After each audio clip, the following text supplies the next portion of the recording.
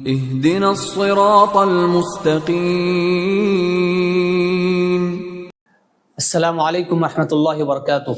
وعلیکم السلام ورحمۃ اللہ وبرکاتہ۔ بسم اللہ والصلاة والسلام علی رسول اللہ، اما بعد۔ ناظرین، ہم رمضان المبارک کے مہینے سے گزر رہے ہیں، تو آج ایک اہم سوال پر انشاءاللہ ہم شیخ سے سنیں گے۔ شیخ، سوال یہ ہے کہ ایک بندہ مسجد میں داخل ہوا اور تراویح کی نماز چل رہی ہے اور اس نے عشاء نہیں پڑھی، تو اس کے عشاء پڑھنے کا طریقہ کیا ہوگا، اس بارے میں بتائیں شیخ۔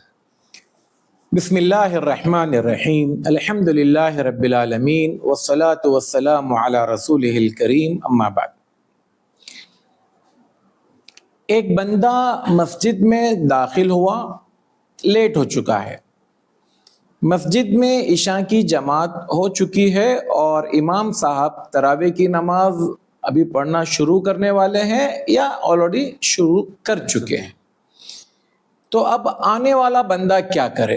یا اپنی الگ سے عشاء کی نماز اکیلا پڑھ کر پھر امام کے ساتھ شامل ہو، یہ ایک آپشن ہے۔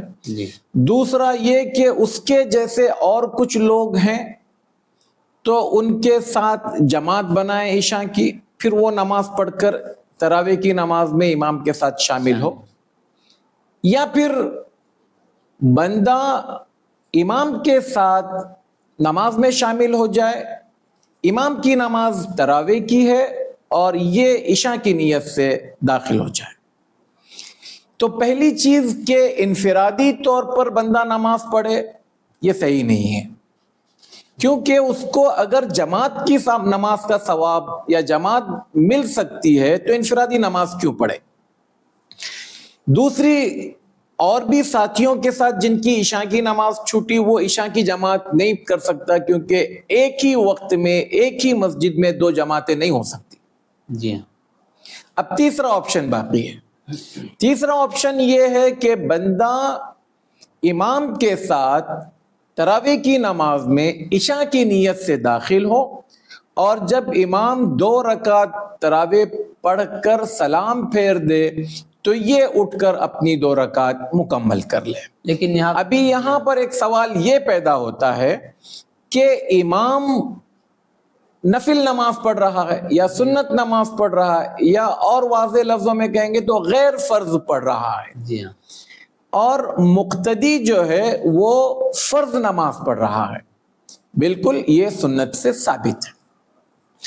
حضرت جابر رضی اللہ تعالی عنہ فرماتے ہیں کہ حضرت معاذ ابن جبل رضی اللہ تعالی عنہ عشاء کی نماز اللہ کے رسول صلی اللہ علیہ وسلم کے ساتھ مسجد نبوی میں پڑھتے تھے، یہ بخاری اور مسلم کی حدیث ہے۔ حضرت معاذ ابن جبل عشاء کی نماز اللہ کے رسول صلی اللہ علیہ وسلم کے ساتھ مسجد نبوی میں پڑھتے، پھر وہاں سے آتے، ان کا اپنا ایک علاقہ تھا جو مسجد نبوی سے کچھ دوری پر تھا، جہاں پر لوگ رہتے تھے، ان کے اپنے علاقے کے لوگ، کھیتی باڑی کرنے والے لوگ، کام مزدور کرنے والے لوگ، یا اور بھی ٹائپ کے لوگ۔ معاذ ابن جبل رضی اللہ تعالیٰ عنہ جب وہاں پر پہنچتے تو ان کو عشاء کی نماز پڑھاتے تھے۔ اب حضرت معاذ ابن جبل رضی اللہ تعالیٰ عنہ نے اللہ کے رسول صلی اللہ علیہ وسلم کے پیچھے جو نماز پڑھی، وہ کون سی نماز تھی؟ عشاء کی نماز تھی، فرض نماز تھی۔ فرض نماز ایک بار آپ نے ادا کر دیا، ختم ہو گئی بات۔ اب وہ یہاں آ کر جو نماز پڑھا رہے ہیں وہ کون سی نماز ہے؟ نفل نماز ہے۔ فرض نماز تو ہو چکی ہے، ایک نماز کو 2 بار ایک ہی طریقے سے تو ادا نہیں کیا جا سکتا، تو اب یہ نفل نماز ہوئی۔ اس کو بنیاد بنا کر علماء نے یہ مسئلہ استنباط کیا ہے کہ فرض پڑھنے والے کے پیچھے نفل پڑھی جا سکتی ہے، نفل پڑھنے والے کے پیچھے فرض پڑھی جا سکتی ہے۔ آپ اپنی نیت کر لیں اور نماز کو شروع کر دیں۔ یہاں پر حضرت معاذ ابن جبل رضی اللہ تعالی عنہ نے جو نماز پڑھائی عشاء کی، تو وہ آپ رضی اللہ تعالی عنہ کے لیے نفل نماز تھی۔ یہاں پر بھی امام صاحب نفل نماز پڑھا رہے ہیں، ہم ان کے پیچھے فرض نماز پڑھیں تو اچھا، وہ نماز بالکل درست اور صحیح ہے اور ثابت ہے۔ ہو سکتا ہے کوئی یہ اعتراض کرے کہ بھئی حضرت معاذ ابن جبل رضی اللہ تعالی عنہ اللہ کے رسول صلی اللہ علیہ وسلم کے ساتھ نماز پڑھ کر جا کر وہاں نماز پڑھاتے تھے. اللہ کے رسول صلی اللہ علیہ وسلم کو پتا ہوگا نہیں ہوگا, ہو سکتا ہے یہ عمل غلط, ایسا نہیں ہو سکتا بھائی. ایک کام اللہ کے رسول صلی اللہ علیہ وسلم کے جیتے جی آپ کی حیات مبارکہ میں ہوا ہو, یہ حجت ہے, کافی ہے. اب اللہ کے رسول صلی اللہ علیہ وسلم کے علم میں آیا ہو یا نہ آیا, اللہ کے علم میں تو تھا نا. جی ہاں. اگر معاذ ابن جبل رضی اللہ تعالیٰ عنہ غلط کر رہے ہوتے تو اللہ تبارک و تعالیٰ جبرائیل کو بھیج کر اللہ کے رسول صلی اللہ علیہ وسلم کو اطلاع دیتے کہ بھئی آپ کے ایک صحابی اس طرح سے غلط کر رہے ہیں, ان کو روکو. تو اللہ کے رسول صلی اللہ علیہ وسلم کے علم میں ہونا یا نہ ہونا یہاں پر ہمارے لیے کوئی معنی نہیں رکھتا.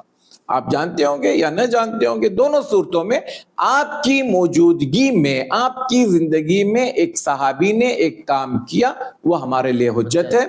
تو لہذا وہ بندہ جو لیٹ پہنچا ہے وہ عشاء کی نماز امام کے 2 رکعت تراویح کی نماز کے ساتھ پڑھے, جماعت کا ثواب ملے گا, اور اٹھ کر اپنی 2 رکعت مکمل کر لے گا. تو اس طرح سے اس کو جماعت کا ثواب مل جائے گا. اللہ تعالیٰ ہمیں حق بات کہنے, سننے اور اس کو قبول کرنے کی توفیق. شکراً, جزاکم اللہ خیر. والسلام علیکم ورحمۃ اللہ وبرکاتہ. مولانا صغیر احمد عمری حفظہ اللہ وفقہ لکل خیر کہ آپ کا جو چینل ہے صراط مستقیم, میں ذاتی طور پر آپ کے ویڈیوز جب سے آ رہا میں دیکھتا ہوں آپ کے ویڈیوز, الحمدللہ ہمارے کچھ شاگرد, کبھی شیخ عارف کبھی شیخ ابراہیم, بیٹھ کر آپ سے سوال کرتے ہیں اور آپ بہت بہتر انداز میں ان کے جوابات دیتے ہیں. میں آپ سے درخواست کروں گا کہ اس سلسلے کو جاری رکھیں, اور اپنے ناظرین سے کہوں گا کہ آپ ان ویڈیوز کو زیادہ سے زیادہ عام کریں, پھیلائیں.